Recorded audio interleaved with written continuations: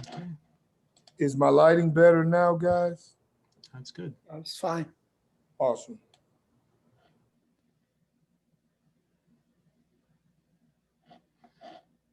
So we're recording and now we're on Facebook. Hopefully.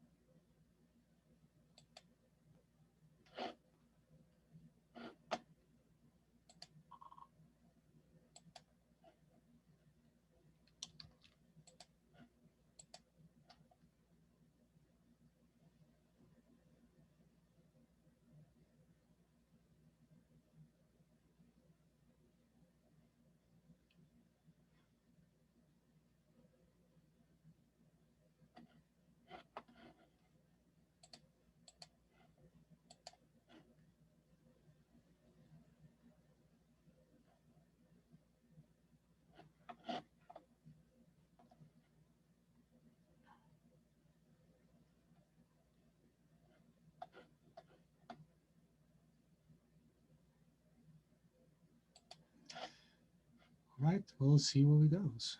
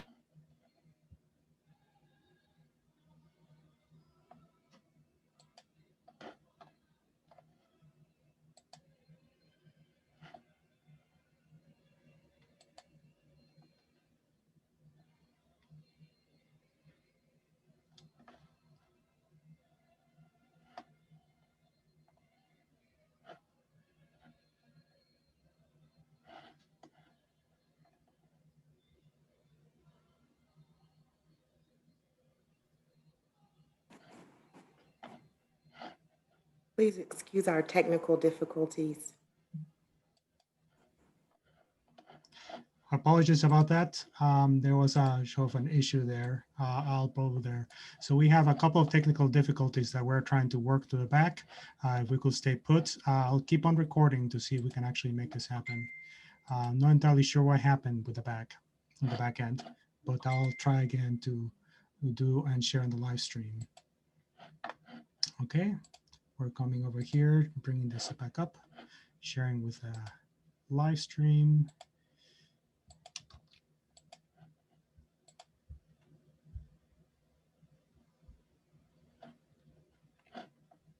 Okay.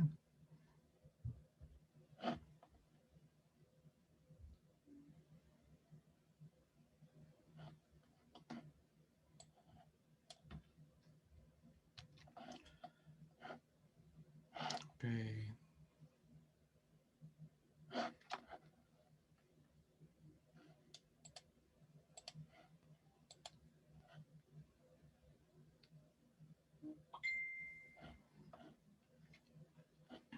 Okay. Let's see if we can actually do this.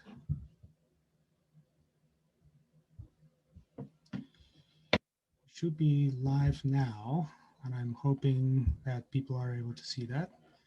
Okay. All right, let's see what we can do. One more video to show, and then we'll be ready for a prayer. Okay.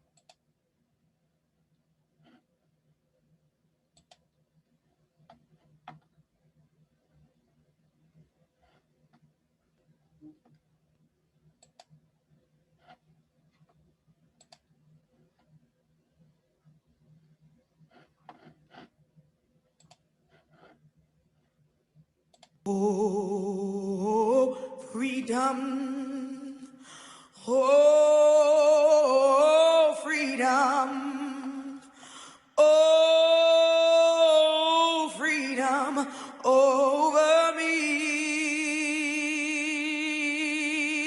And before I be a slave, I'll be buried in my grave and go home to my Lord and be free.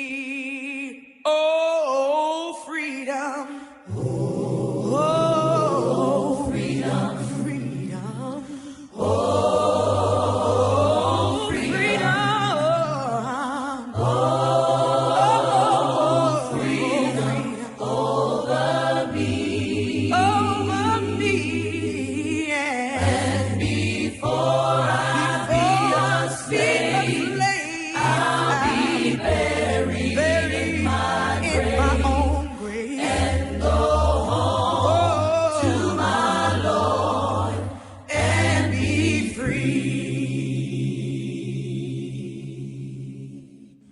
No more weeping, don't you know? No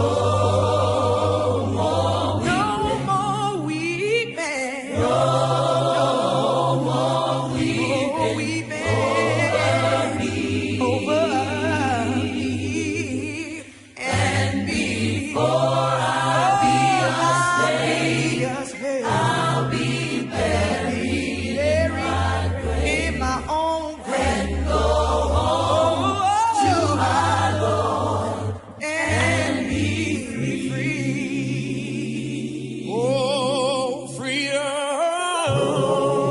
Oh, freedom. Oh, freedom. Oh, freedom. Oh, freedom.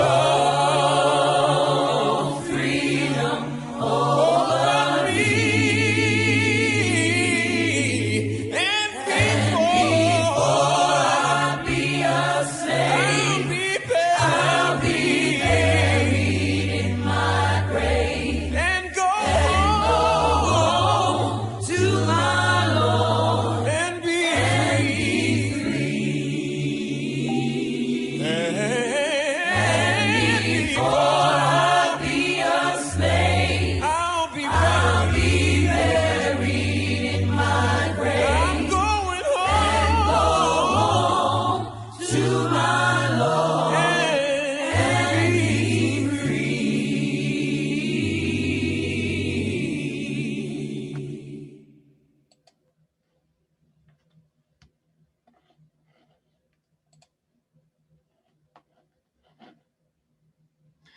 Right, Reverend Curtis, please lead us in prayer.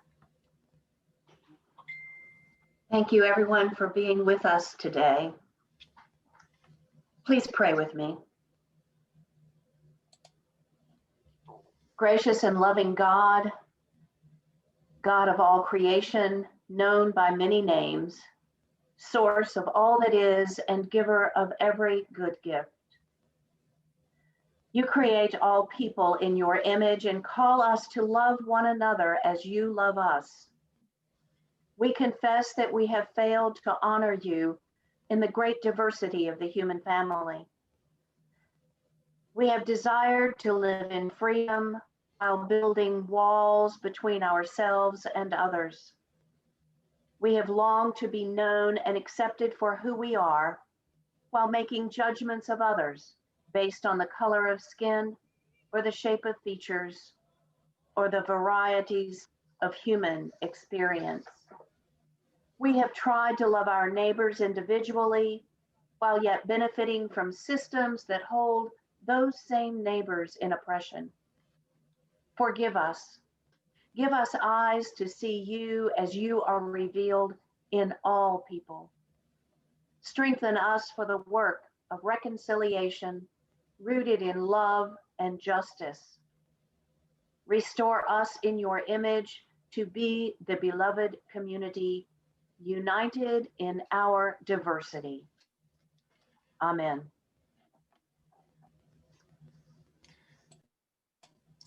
Thank you. And now we have Sky Sampson, the director of the Cherokee Center at Western Carolina University, with a land acknowledgement. Chio, Galaladi, Sampshani, Dagwado. My name is Sky Sampson, and I'm the director for the WCU Cherokee Center. I'm also a member of the Bird Clan within the Eastern Band of Cherokee Indians. There has been a physical presence and proof of my people that dates back 13,000 years ago on the very property of WCU. WCU sits on a portion of our sacred homelands, and we are so proud to share that with everyone today. The town of Cullowhee used to be called Two Sparrows Town, and that's the English version. But Cullowhee actually means in Cherokee, Judaculla's place, or Jukulla, which is in Cherokee. And Judaculla was a giant that roamed these mountains and in the valley and protected our people and our land. And we always love to share that story with people so that they can take that away with them wherever they go, especially when they're in Cullowhee or anywhere near Western. So on the campus, you know, there was once a Cherokee town that thrived along the Tuckasegee, and the property there is very important to our people. And in honor of this land acknowledgement that I'm giving you today, I would usually share a prayer or share a special song or a dance when we are in person. But considering today we are virtually connected, I wanted to share a traditional song with you today, performed by Scholar Botch and Ball, one of my good friends. And this song is the Peace Pipe song. The Peace Pipe song was shared before we gathered with inner tribes from all across the country.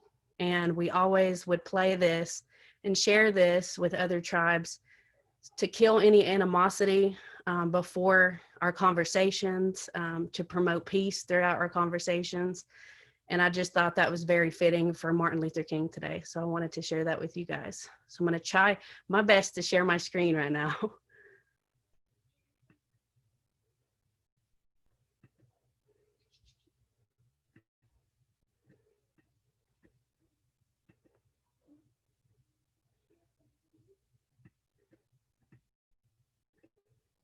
Hopefully everybody can see this. All right. Hello everyone, my name is Scholar Botch and Ball. I'm a member of the Eastern Band of Cherokee Indians. Today I will be demonstrating the Peace Pipe song. A little bit of a backstory on it. We would do this song before every Grand Council meeting to prevent any animosity. Peace Pipe song.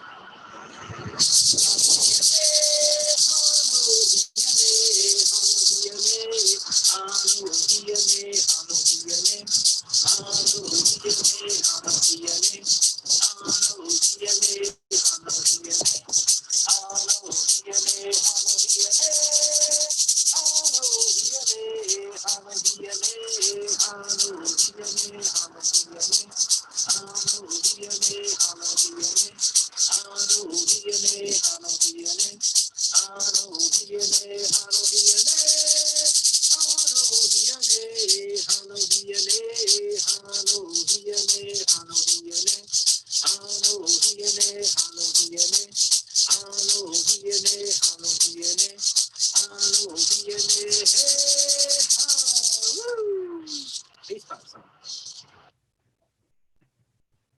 Okay, great. I hope everyone enjoyed that. It's truly an honor and a blessing to be sharing just a speck of my tribe's rich culture with you today. And we are so excited to share this land acknowledgement even in the future. So Dana Dagaha you until we meet again. Shki Sky, thank you so much.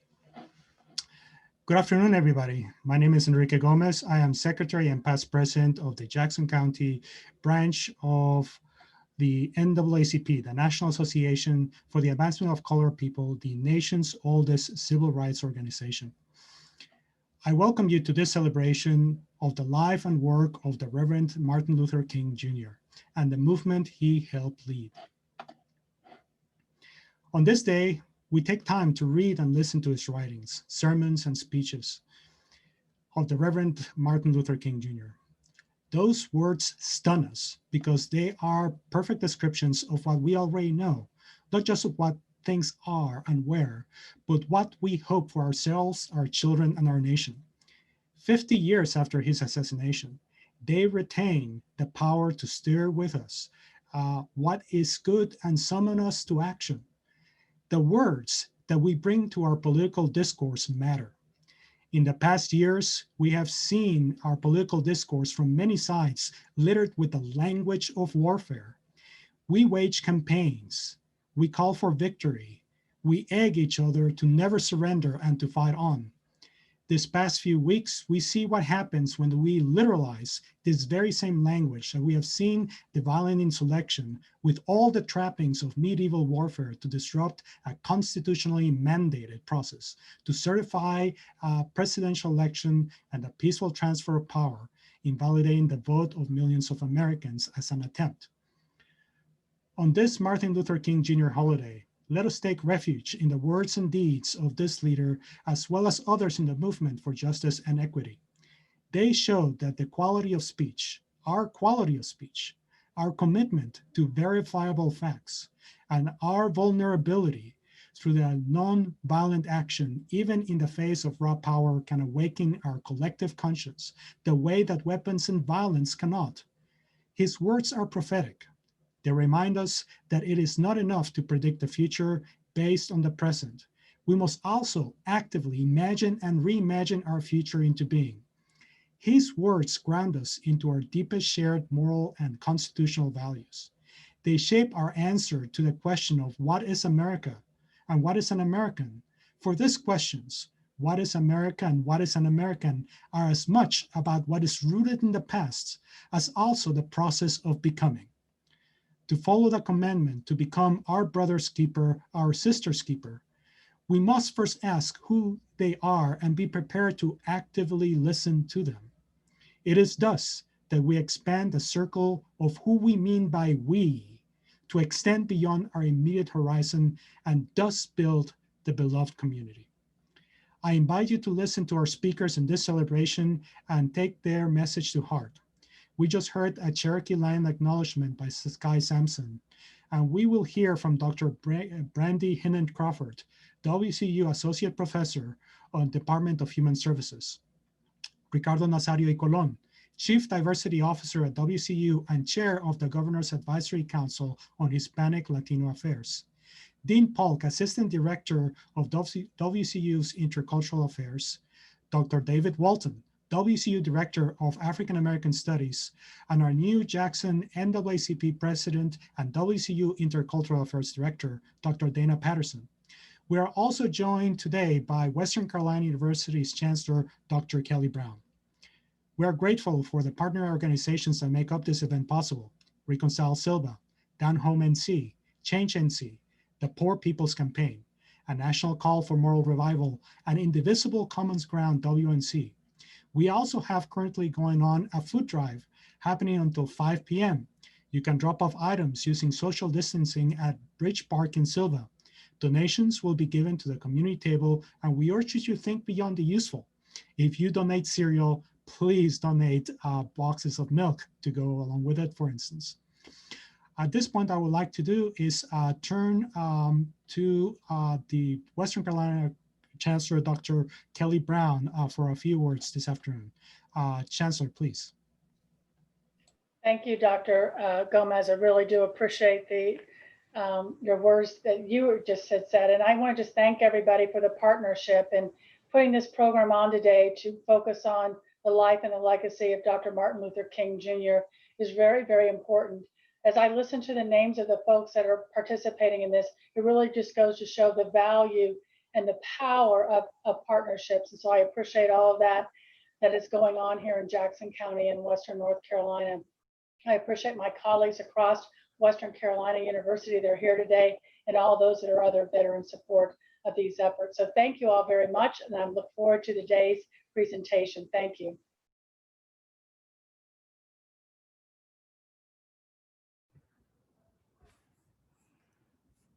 Good afternoon, everyone.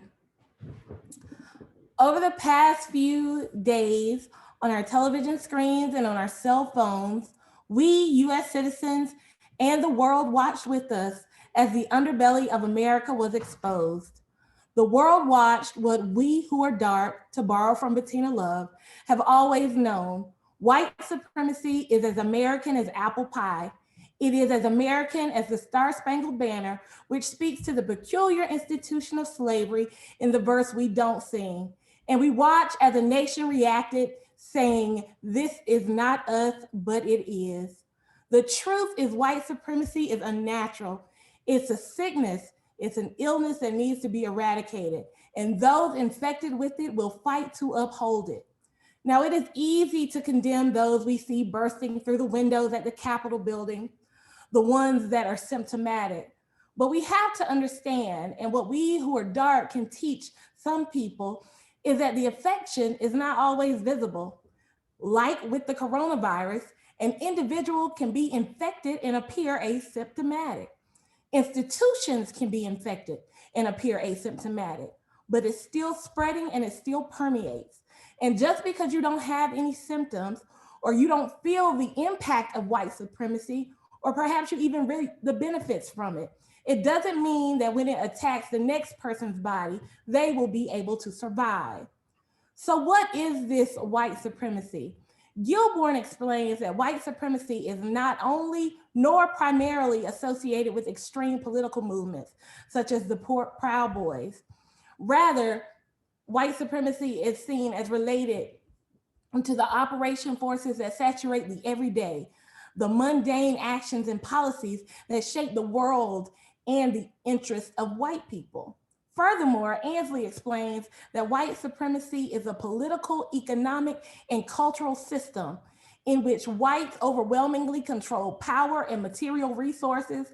Conscious and unconscious ideas of white superiority and entitlement are widespread, and the relationship of white dominance and non-white subordination are daily reenacted across the board in a broad array of institutions and social settings.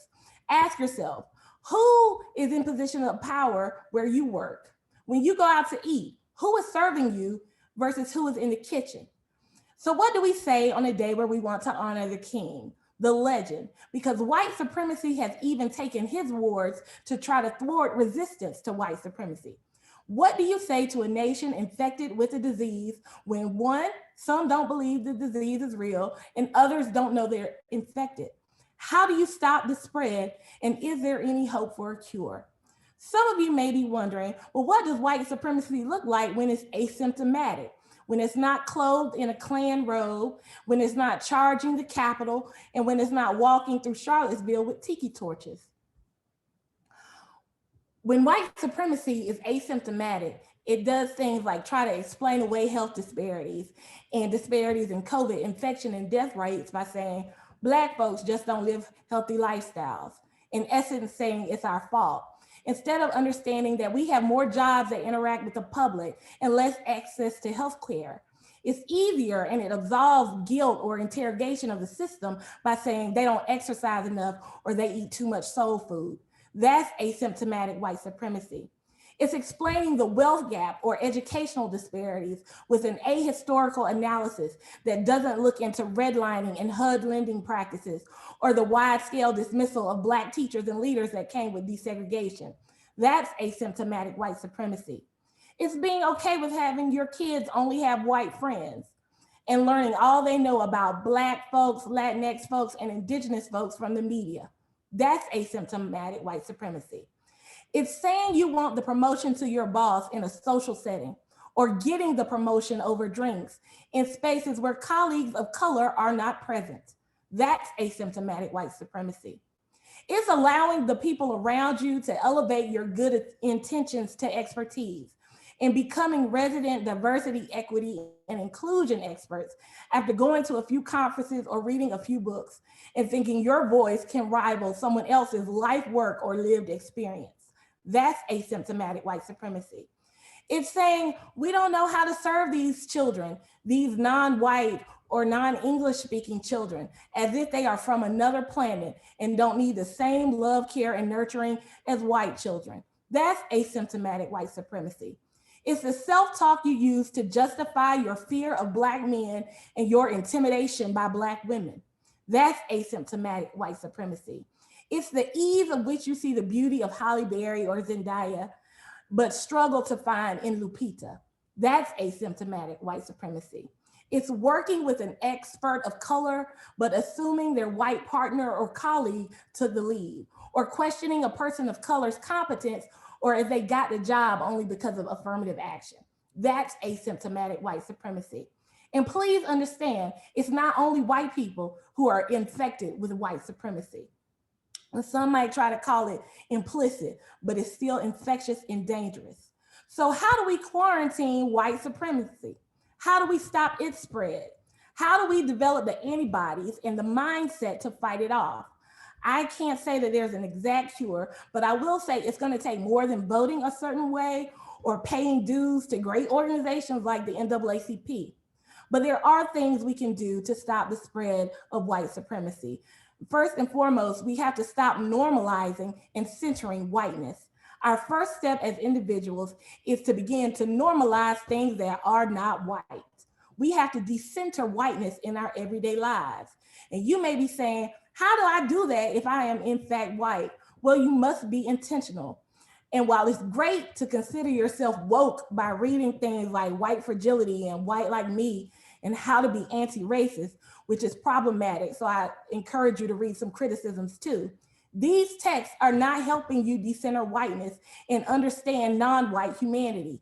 You need to read some fiction written by Black, Latinx, and Indigenous folks about their lives that illustrate their humanity, not just through the lens of a scholar.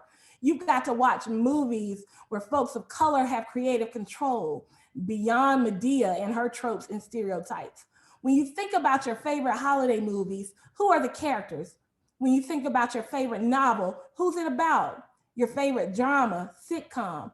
In a place when there are not a lot of people of color, you need to seek them through what you consume. And so that you can understand that we are people just like you are people with the same hopes, dreams, fears, and abilities. So as you design your television lineup, you need to watch things that center people of color, not as a side character or as a token, but at the center. And if you think I'm asking too much, I'm not asking you to do any more than any person of color has to do every day in this country. Where was I in Seinfeld or Friends or Sex in the City? I wasn't there because whiteness is always at the center. And that's why when you look on Disney Plus, they have Celebrate Black Stories category. And on Netflix, they have categories like a strong Black lead, because these stories are marginal, whereas white stories are central. There's not a section on whiteness because the whole platform is about that. Also, learn Spanish. Stop putting the burden on other people to communicate with you, and make sure your children learn Spanish. You should be advocating for that in your schools. Structure your children's lives in a way that they don't think that their one Black friend from the basketball team is exceptional or in some way different from other Black people. Also remember, you don't deserve a medal for doing this work. Because you choose to pick up the mantle to dismantle white supremacy, it doesn't make you a hero. It makes you a human who recognizes the humanity in humans who are not white. What happened at the Capitol last week and what is foreshadowed to happen in the weeks to come gives us a strange opportunity, because now folks are aware of what illness unchecked can look like. Let's hope that and pray that in our lifetimes we are seeing a peak in this virus. I want to leave you with some words from Dr. King, because after all, on this day, we celebrate his birth, his life, and his legacy. In his famed 1965 interview with Playboy magazine, he said, "The collective weight and authority of world scientists are embodied in a UNESCO report on races that flatly refute the theory of innate superiority among any ethnic group. And as far as Negro blood is concerned, medical science finds the same 4 blood types in all racial groups. When the Southern white finally accepts this simple fact, as he eventually must, beautiful results will follow. For we have come a long way toward transforming his master-servant perspective into a person-to-person perspective. The Southern white man, discovering the non-myth Negro, exhibits all the passion of a new convert, seeing the Black man as a man among men for the first time. In 2021, we are still waiting for the beautiful results that follow. I am still waiting to be viewed as a woman among women, not by someone colorblind, but by someone who sees my Blackness and my full humanity simultaneously. Please understand, stopping white supremacy isn't just about stopping those at the Capitol. It's about stopping you too. Only you can police what we cannot see."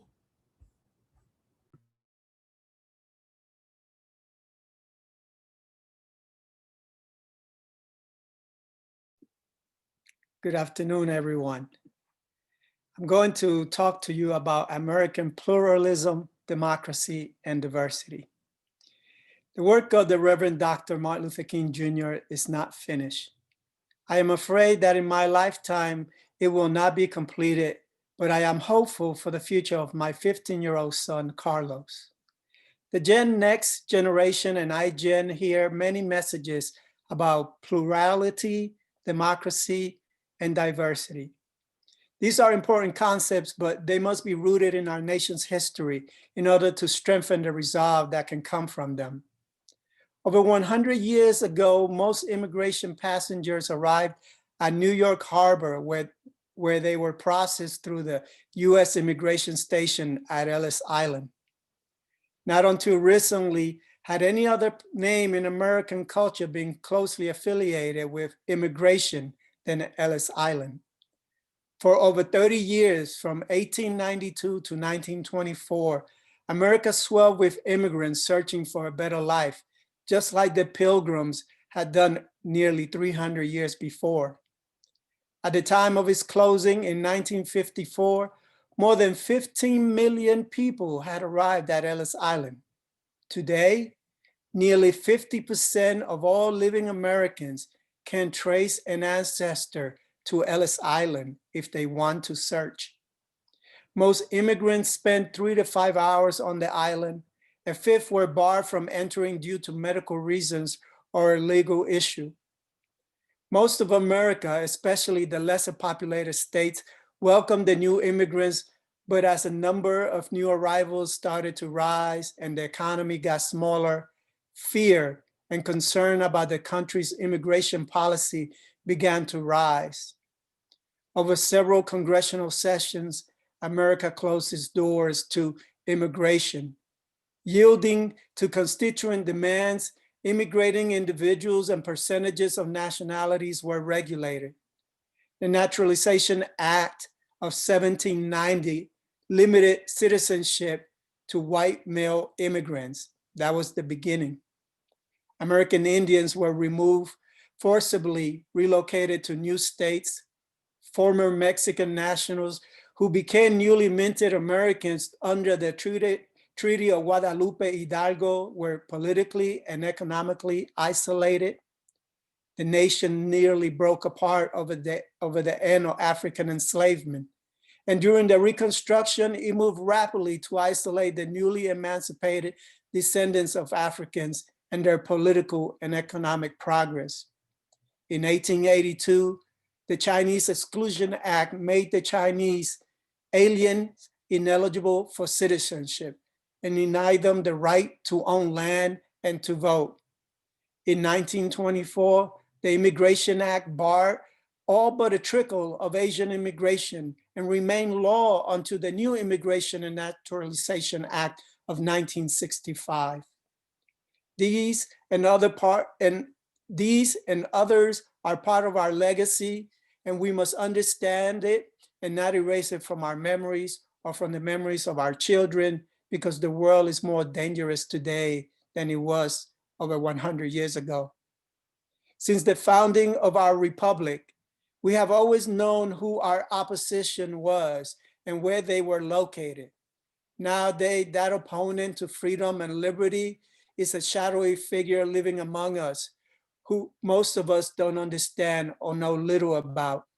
We find ourselves confused and scared, and it's easy for us to talk of walls along our borders, to barricade ourselves under legislation that many view as unpatriotic. American pluralism asks the question how power and influence is distributed in a political process.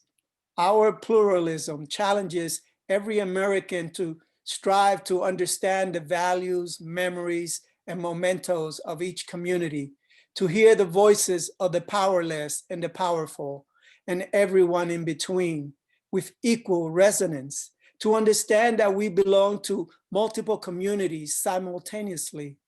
Robert Dahl, a noted pluralist, suggested in one of his early writings that in societies like ours, politics is a sideshow in the great circuit of life. Most people, he explained, concentrate their time and energies on activities involving work, family, health, friendship, recreation, and the like. Other pluralists go further. They worry that the common person lacks the virtues of reason, intelligence, patience for self-government, and that direct democracy leads to anarchy and the loss of freedom. Oftentimes we hear in the great nation of ours, we are a land of immigrants, but you heard me say nearly 50% of us today can trace an ancestor to Ellis Island if we choose to. That means that a bit more than 50% of us have a different experience. African Americans are not immigrants. Native Americans are not immigrants. Some Mexican Americans are not immigrants. Puerto Ricans are not immigrants. So when we say we are a nation of immigrants, who is the we that is being talked about? What are the implications and the assumptions, as well as the impact of this statement? John Dewey described democracy as the most ethical aspiration conceived by human communities. Then he said that the aspirations of democracy was unattainable without a society's commitment to a lifelong education, in which formal schooling played only one part: to develop the capacities for associated living in a society characterized by complexity and diversity. In order for Americans as people to reach this state, we must strive to understand one another's histories, experiences, and aspirations. This stage gives us another way of looking at the conversation of intersections between diversity and democracy. The ideal of a universal democratic system in America may not be attainable, but because it has become a unifying mantra of sorts, it gives us a value goal that helps us with the direction in which to move our democratic system. We tell Gen Next and iGens that diversity is important. Then we give them a variety of definitions and we send them on their merry ways. Diversity is not just an inherent quality that we possess based on our life's experience. It is not simply otherness or the accident of our birth. Diversity has an action component that requires us to be engaged in the exchange of that which makes us unique, that which is different, that which is nonconformist, that which is contrarian. Without this action component, we cannot truly grasp the value of what is diversity and how it can enrich us. We should move our understanding of community and interdependence towards a continuous intersection of one another's experience and contributions. In this vision, each person must prepare to venture out of the comfort zone of one community into the contact zone.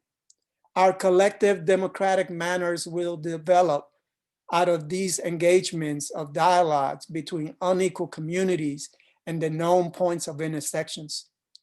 We recognize for this ideal to manifest itself, we must engage the differences that are inherent in the moral democratic creed upon which this nation was founded.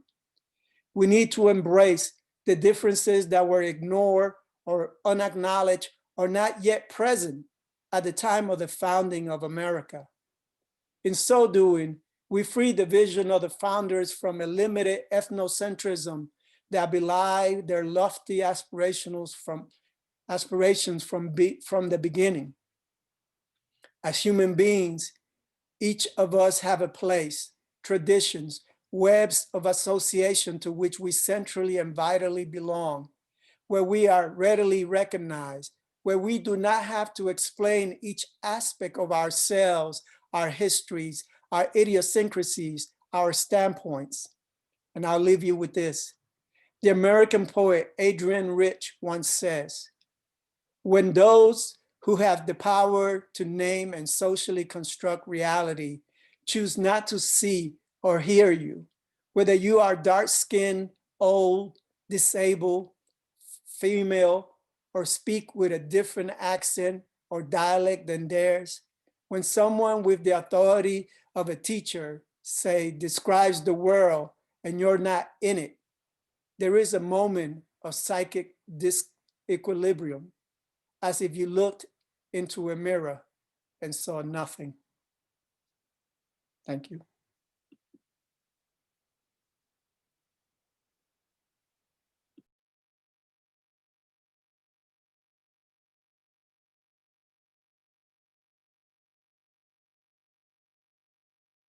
I woke up this morning with my mind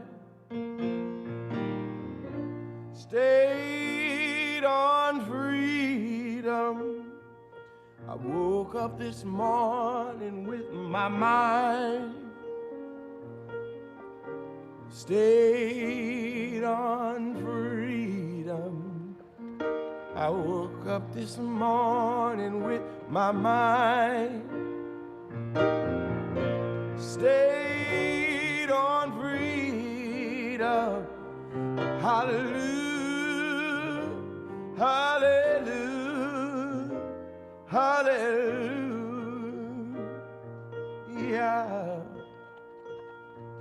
I'm walking and talking with my mind stayed on freedom. I'm walking and talking with my mind stayed on freedom. I'm walking and talking with my mind stayed on freedom. Hallelujah, hallelujah, hallelujah. There ain't nothing wrong with keeping my mind stayed on freedom. Oh, there ain't no harm in keeping my mind, hey, stayed on freedom. There ain't no harm in keeping your mind stayed on freedom. hallelujah, hallelujah, hallelujah.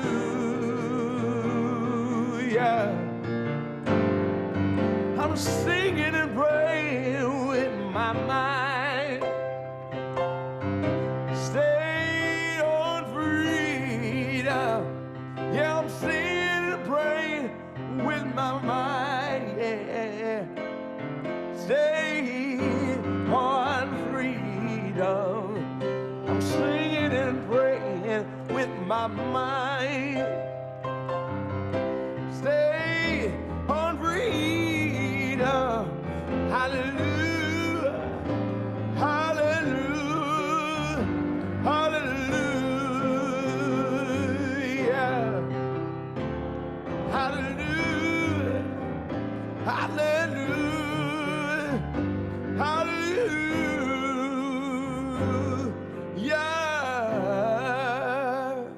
Yeah, yeah, yeah.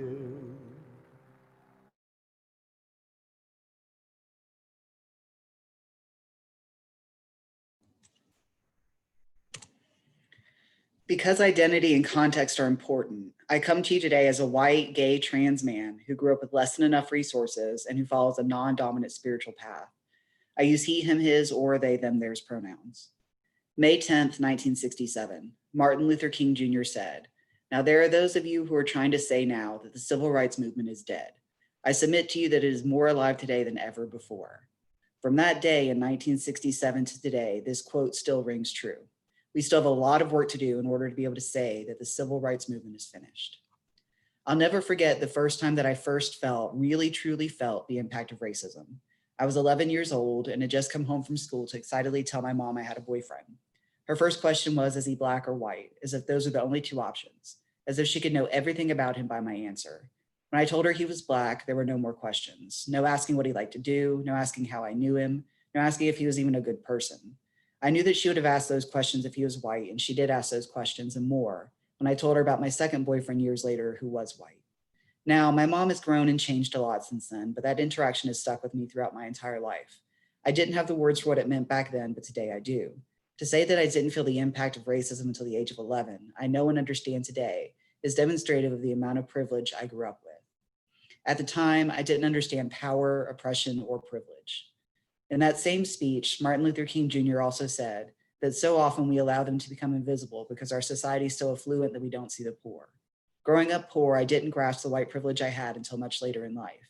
I felt the severe impacts of having less than enough resources and couldn't step back to see my own white privilege because it felt like I did not experience any privilege in my life. I saw the impacts of racism, but it didn't strike me in a significant way how my white privilege was separate from my economic and LGBTQ oppressions. Instead, I thought they canceled each other out and that I couldn't experience privilege because I also experienced oppression. I grew up with a lot of Black African-American people in my life, but it never clicked for me that they experienced the same economic oppression as myself and racism on top of it all until much later in life. I wasn't able to see or understand the micro and macro aggressions that my peers faced in their lives. Due to the lessons I learned from my family and from our society, I was under the impression that oppressions were separate and equal to each other. So the more you had, the worse off you were, regardless of the type of oppression and any other factors in one's life. I had no understanding of visible versus invisible identities and how all identities are entangled together instead of being separate entities. Intersectionality is what I didn't understand. Kimberly Crenshaw, during an interview with the African American Policy Forum, stated that intersectionality is a lens through which you can see where power comes and collides, where it interlocks and intersects. It's not simply that there's a race problem here, a gender problem here, and a class or LGBTQ problem there. Many times that framework erases what happens to people who are subject to all of these things. Intersectionality is how our identities combine and work together. Intersectionality is why folks have different experiences, even if they have a common identity or identities. Each person is unique and has their own experience through the lenses of their identities. When I first heard this term in a sociology class in my sophomore year of college, it all clicked together for me. There were words to express what I had seen, but there were factors in play that I never even knew existed. This is what I've been seeing play out with my Black African-American peers. The differences that I was seeing in how we were being treated and the stories I heard now made a lot more sense. I now understood how my identities didn't magically cancel each other out. From that day forward, I made a commitment to help others, specifically related to diversity and inclusion. Although it took me many years afterwards to find the best place for me to do this work, I knew at that moment that working in a field where I could help people is what I had been called to do. In the meantime, knowing what I now knew helped me to be a better friend and ally to the people surrounding me, regardless of their identities. I also gained an understanding of visible versus invisible identities. While my economic oppression was visible in some ways, there were many ways that it was also invisible. Upon first looking at me during my childhood, one might assume I grew up with less than enough resources based on the clothing I wore, but if someone just saw my face, they would have no idea. Upon first glance today, I could be assumed to be a white, straight, cis man who grew up with enough resources, and no one would know my religious identity. However, for my peers, their skin color was and is always visible, on top of any visible signs of having less than enough resources, not to mention any other areas of oppression within their identities. You can't turn off visible identities, but invisible ones can possibly be hidden, adding a layer of privilege that those with more visible identities will never experience. Putting all of this together, I learned how to be a good friend. I learned how to respect others regardless of what their identities were.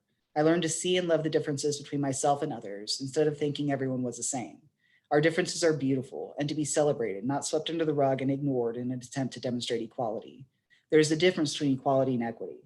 Equality is treating everyone the same, which ignores the systemic barriers and oppressions that others may face. This can result in those with more resources being boosted up along with those with less. Equality's end goal is treating everyone the same, which does not address the unequal footing individuals may start with. Equity is treating everyone in ways that take into account their differences and thinking of reaching the end goal of everyone being on equal footing. Therefore, equity is what we should be striving toward, not equality. Treating people equally has its time and place, but if we really want to make a difference in this world related to diversity and inclusion, we need to start treating others equitably and start working to create a society where that is more commonplace. It's not enough to simply respect others in their journeys. We must also work to dismantle the systems of oppression that are present in our society. One of the ways we can do this is to attend events like this, show up, be present, be aware. We can listen to our friends and family members of different races and ethnicities. We can rebut negative stereotypes and prejudices displayed that we witness. We can choose to consume media produced by people of color, whether it be books, movies, TV shows, podcasts, blogs, or social media. We can write legislators, we can attend protests, we can educate and inform others on these issues, we can vote. I'd like to leave you with another quote from that same speech by Dr. Martin Luther King Jr. Now let us be sure that we will have to keep the pressure alive. We've never made any gain in civil rights without constant, persistent, legal, and nonviolent pressure. Don't let anybody make you feel that the problem will work itself out. Thank you.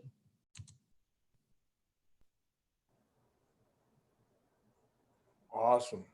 Oh man, I am humbled to come after those great presentations by everyone.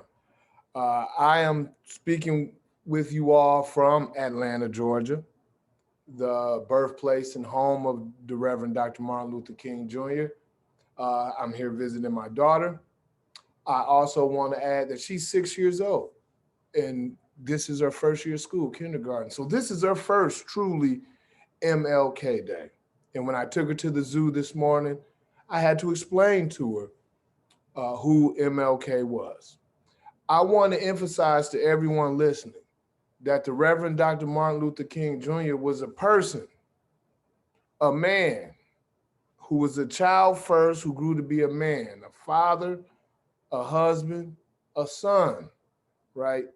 And the reason why this is important is because we have allowed the media and political pundits to turn him into a caricature, to turn him into a cartoon character, to deify him in many ways that makes his work and what is needed by those of us who came after him seem to be unattainable.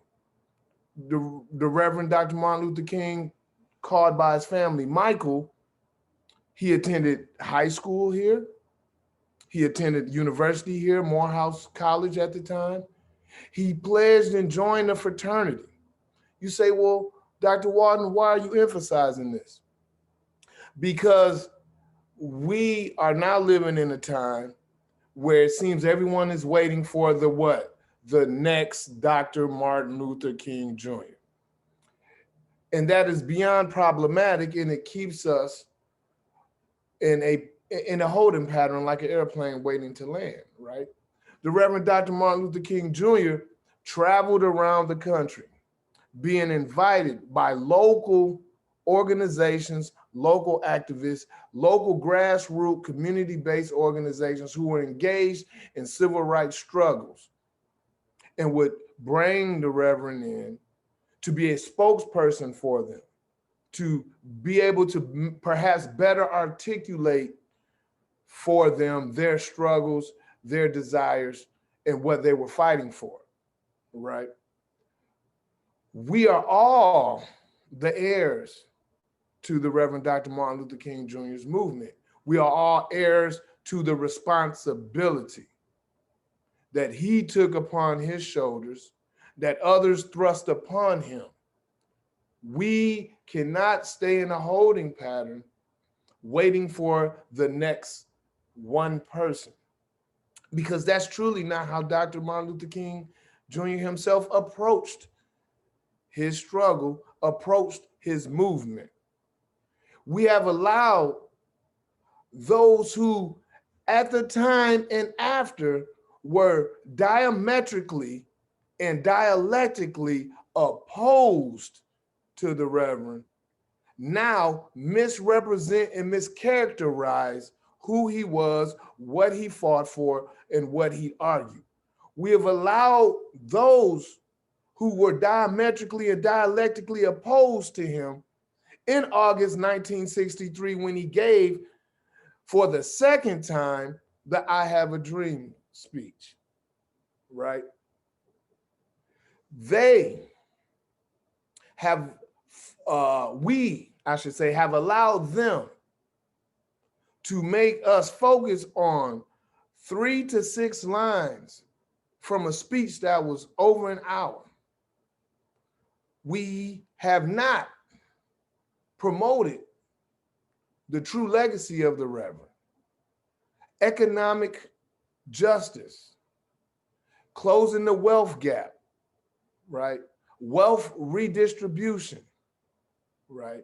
Equality for not just people based upon racial identifiers, but also gender. We have allowed them to make the world forget that his key advisor was an openly gay Black man named Barrett Rustin, who organized the March on Washington in 1963 as A. Philip Randolph's top assistant, right? We have allowed them to present a Reverend Dr. Martin Luther King Jr. that may have not even really existed, and ignored the man that truly has existed. The Reverend Dr. Martin Luther King Jr. told President Johnson, when President Johnson told him that voting rights and the Civil Rights Acts, they weren't called that then, they were ideas, had to take a back seat because he felt it was politically expedient for him to focus on what he called his war on poverty. And the Reverend said, no, we cannot wait. You cannot win the war on poverty as long as Black people are denied their voting rights and their civil rights. The Reverend Dr. Martin Luther King is identified with the moral crusade to change the hearts and minds of white people. See, we've allowed them to turn Dr. Martin Luther King into the advocate to save the souls of white people, as opposed to his true mission as he articulated it, to bring true equality to American society. He was not in it to make white people feel good. And today, all across America, that is how people and institutions are using his memory to make themselves feel good. He came to make us feel uncomfortable, to challenge the status quo. He is the one who said that he will help force America to live up to those words and those ideals in the founding documents of America, written primarily by slaveholders, right? Until Abraham Lincoln, and I could be wrong by one president, but I believe only 3 presidents outside of Abraham Lincoln were not slaveholders. The first 2 who were not slaveholders being the Adams, father and son, John Adams and John Quincy Adams. Right. These are the people who developed the ideals. So he recognized the high ideals, the Enlightenment ideals, and also recognized the contradictions and hypocrisy, which we can argue is a metaphor for America itself, and he was trying to help reform. Martin Luther King, near his death, said that prior to 1968, that he was fighting for the dignity of African Americans and other oppressed peoples in America, being brown peoples and women at the time specifically, or explicitly, I should say, right? He said now he is shifting gears to fight to achieve true equality, right? Shifting gears to fight for true equality of every American, right? The Reverend Dr. Martin Luther King Jr.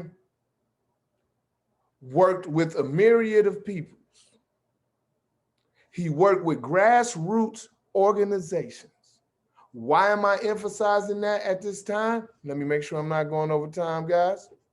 It's because that's what we can do in 2021. That's what we need to do. In our local communities, we need to organize. We need to build coalitions across every level of those intersections that Dean was talking about, that Ricardo was talking about, that Brandi was talking about. On every level, we have to organize. If we do not organize, then we will not gain any, as Dr. Martin Luther King framed it as I close, statutory reform and policy reform. The Reverend Dr. Martin Luther King understood that he was transitioning from trying to change the hearts and minds of white people, the moral crusade. You can't legislate someone's heart, is a direct quote from the Reverend, right? So we have to what? Change the structures, right? Now we're talking about what? The institutionalized white supremacy, structural racism, structural homophobia, structural misogyny, structural xenophobia, and we can go on and on. We know the troubles, right? We need to focus.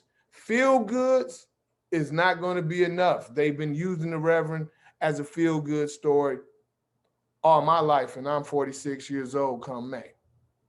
We have people who stand in front of the Confederate flag, who make the same arguments as the Southern segregationists and the Dixiecrats, although they are not the member of that party anymore, they're a member of a different party, and use the same verbiage and language that they use to try to stamp out and repress the Reverend himself, as well as the localized movements that he was a national representative for. And they are talking about the Reverend Dr. Martin Luther King Jr. today. Those very same people who were happy that he was assassinated, is no way around it. The very same people who try to block today from being a federal holiday, is no way to get around it, right? We cannot allow them to co-opt him any further. We have to do the work. We have to do the work as he intended. And by doing that is getting rooted in local communities, local grassroots movements, aiding and assisting them, helping them to organize, because quite frankly, that is exactly what the Reverend Dr. Martin Luther King Jr. himself did. Thank you all. I am very hopeful and optimistic, and I hope you all as well. We as people of color, as African Americans, as Indigenous Americans, as Latinx Americans, as Asian Americans, Pacific Island Americans, poor Americans, women Americans, gay, LGBTQI Americans, and et cetera, we've seen these dark days before, and we can be quite honest. we've seen darker days, and the Reverend helped bring us through many of those dark days. So we have to continue that journey, and we can do it, and we cannot be discouraged. As Fannie Lou Hamer loved to sing, and Dr. Martin Luther King used to love to hear us sing it, this little light of mine, I'm gonna let it shine. So this little light of ours, we have to let it shine for the Reverend Dr. Martin Luther King Jr. Thank you all.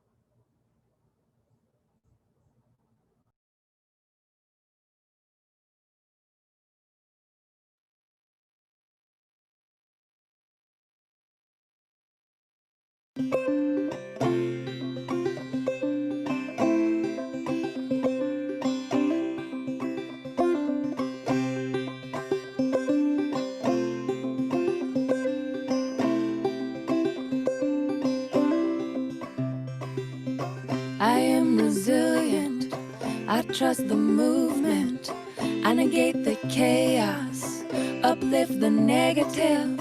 I'll show up at the table again and again and again. I'll close my mouth and learn to listen. Whoa, whoa, oh, oh. Whoa, whoa, oh, oh. Whoa, whoa, oh, oh. Whoa, whoa, oh, oh. Whoa, whoa, oh, oh. Whoa, whoa, oh, oh. These times are poignant, the winds have shifted. It's all we can do to stay uplifted. Pipelines through backyards, wolves howling out fronts. Yeah, I got my crew, but truth is what I want.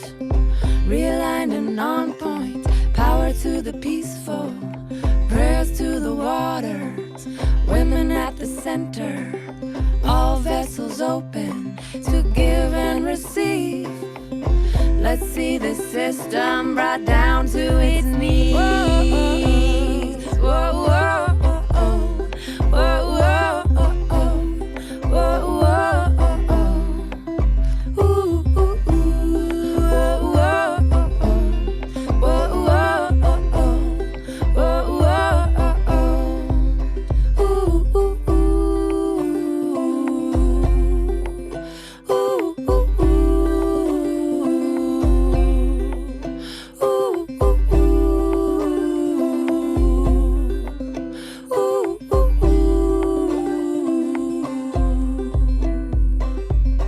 I'm made of thunder, I'm made of lightning, I'm made of dirt, yeah, made of the fine things. My father taught me that I'm a speck of dust and this world was made for me. So let's go and try our luck, said I've got my roots down, down, down, down, down, down, down, down, down deep. I've got my roots down, down, down, down, down, down, down, down, down, down, down deep. I've got my roots down, down, down deep. I've got my roots down,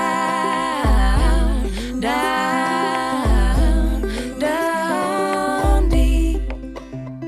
So what are we doing here? What has been done? What are you gonna do about it when the world comes undone? My voice feels tiny, and I'm sure so does yours. Put us all together, make a mighty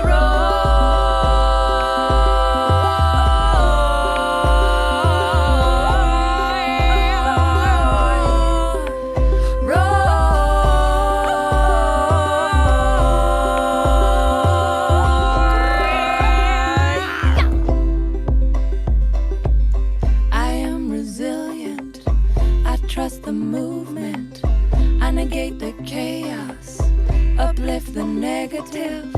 I'll show up at the table again and again and again.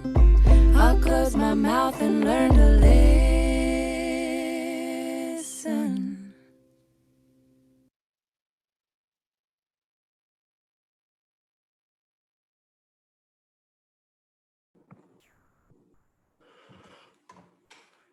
Thank you all for tuning in. I'm Dr. Dana Patterson, President for Jackson County NAACP. And I'm here to invite many of you who have not already discovered that we are also having a simultaneous food drive today. So we want to invite you to come out and see our great friends who are located at Bridge Park in the parking lot, and they are collecting perishable food items from 2 o'clock p.m., started at 2 o'clock p.m. And I hear that they've already collected many, many food items, and that is going to be going on until 5 o'clock p.m. today. And so please do come out and bring your perishable, non-perishable food items. And those items will be donated to the community table, which is a local organization in Sylva, which helps to provide for many of our neighbors who have food insecurities and many of us who just need a good meal. So thank you for your contributions, and thank you for being a part of this wonderful opportunity to serve our community. And now to our next video.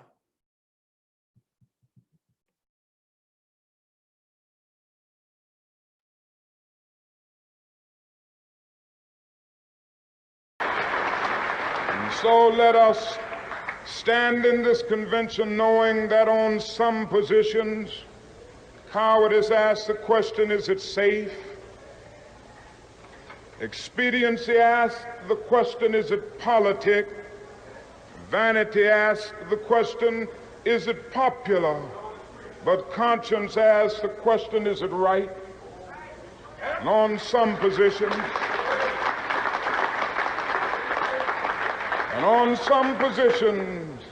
it is necessary for the moral individual to take a stand that is neither safe, nor politic, nor popular, but he must do it because it is right. We will not be harassed. We will not make a butchery of our conscience. We will not be intimidated, and we will be heard.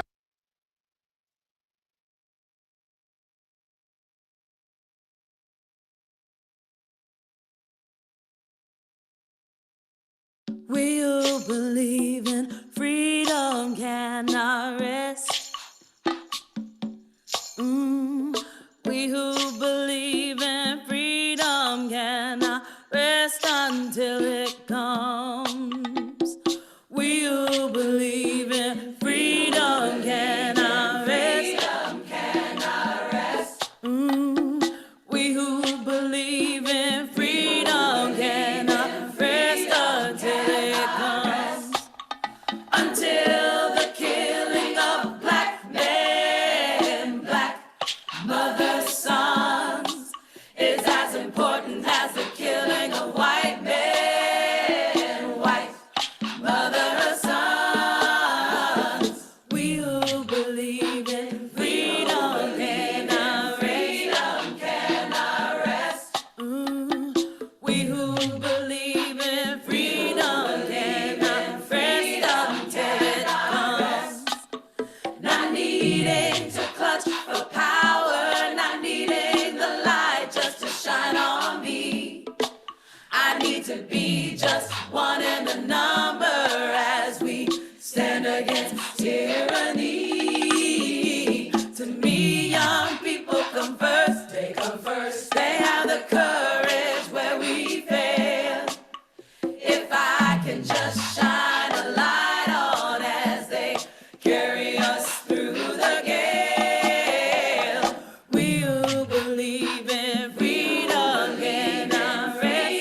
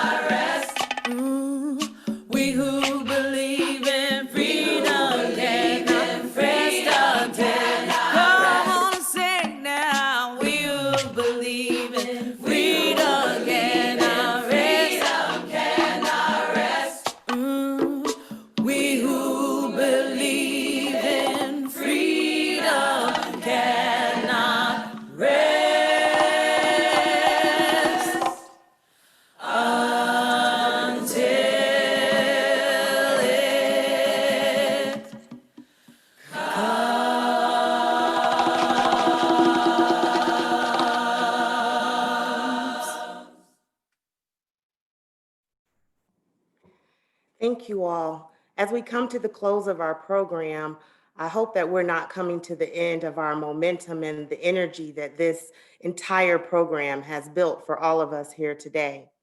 First, giving honor to God, who's the head of my life. I wanted to say good afternoon to everyone. My name is Dr. Dana Patterson, and it's my humble pleasure to greet you today here as the newly minted president of the Jackson County NAACP. I'd like to first acknowledge all of the many people who worked to make this program a reality today. And that list is not short. And so if I don't call your name, just know that it's definitely in my heart. And it isn't because I didn't notice all of the things that you did.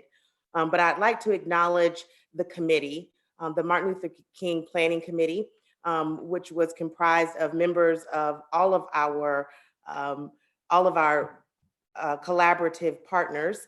And that collaborative partner group included Western Carolina University, Down Home, North Carolina Reconcile Sylva, Poor People's Campaign, Indivisible, Common Ground, Western North Carolina, Change North Carolina. But on that committee, we had some very special folks who had the heart and who put the energy and the time into this work.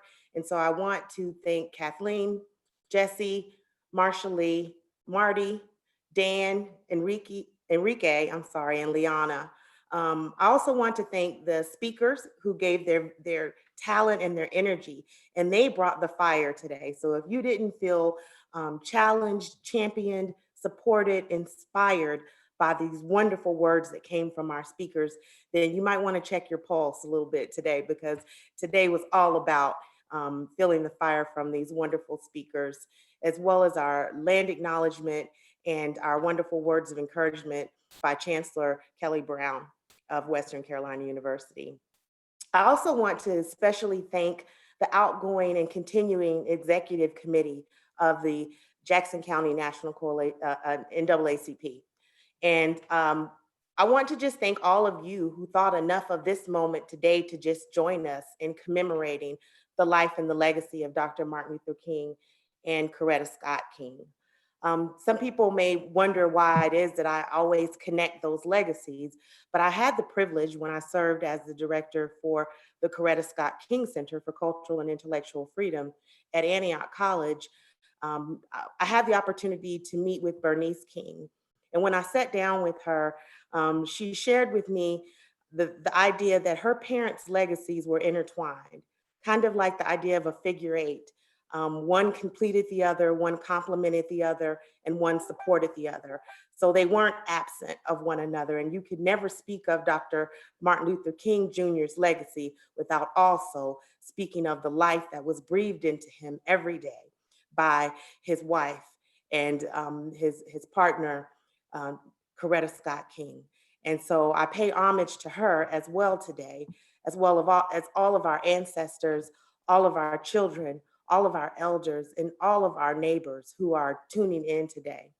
I was thinking about some of the words of Coretta Scott King when I was working on what I might say to encourage and to enlighten you today. And I see that I don't have much to do because the work has really been done for me. But Coretta Scott King said that the greatness of a community is most accurately measured by the compassionate actions of the members, a heart of grace, and a soul generated by love. The Jackson County NAACP and all of our partners would like to invite you to join us this year as we journey to freedom together. This journey is not for the faint at heart, not for those that are feeling weak, but it's for those of us that know that we have been given much, and so that much has been required of us. This is an opportunity for us to look around and to see that there's so much work to be done. And so just like today, when I looked outside my window and I saw that there was a little bit of snow on the ground, later on, maybe about an hour or two later, those of you that know the mountains in North Carolina, I looked out sooner or later, and then all of that snow had been dried up by the sun. So just as hate has come and shown its ugly face in 2020, I am encouraging us all to stay steadfast, to stay committed to the work at hand, and to keep our eyes on the prize, to continue to be the workers in this vineyard, and to know that our children are dependent on us and our community is dependent on us. And in case you need somebody, want just to remind all of us that we all sometimes need somebody just to stand by us. So as we end today with a final video, it's just my honor to again thank all of you for your time, for your participation, all of our speakers, all of our really great partners that collaborated with us. And when I mean collaborate, I mean they were there from beginning to the very end. And it's not over yet. So please come out and join us up until 5 o'clock today at Bridge Park. Bring your food donations, bring your cash donations, and let's be a part of this beloved community that Dr. Martin Luther King and Coretta Scott King envisioned when they set their vision afloat. Thank you.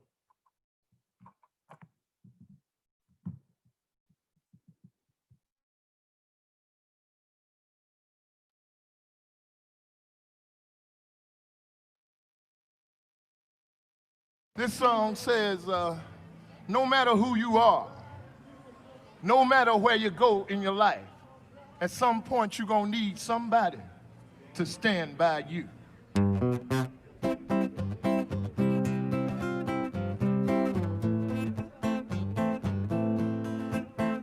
Oh yeah, oh my darling, stand by me.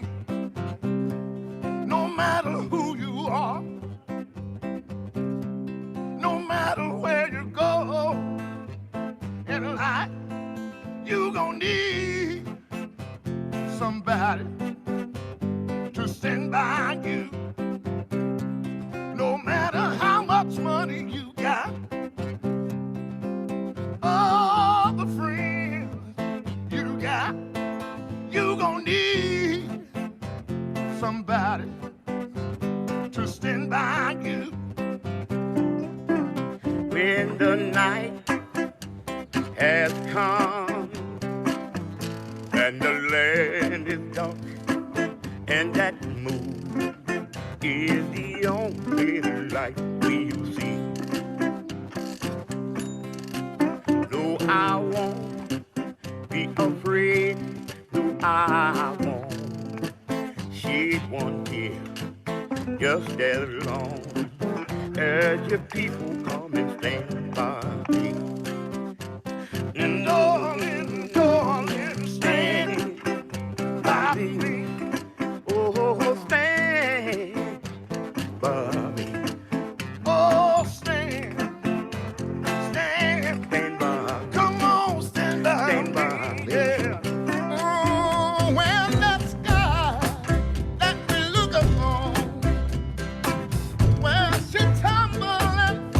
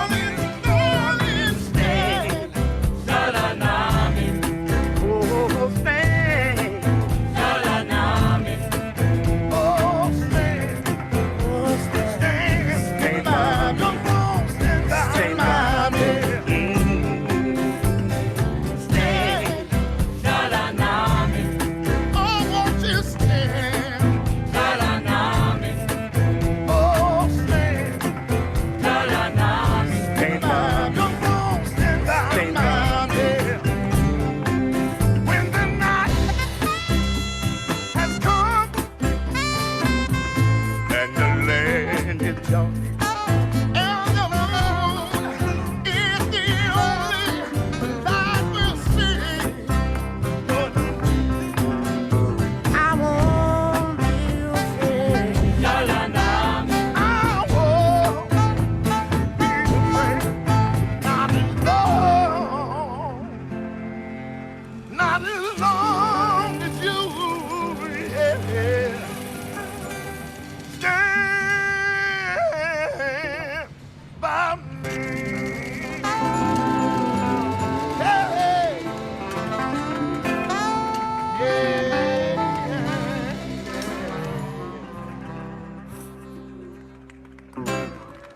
Thank you, thank you.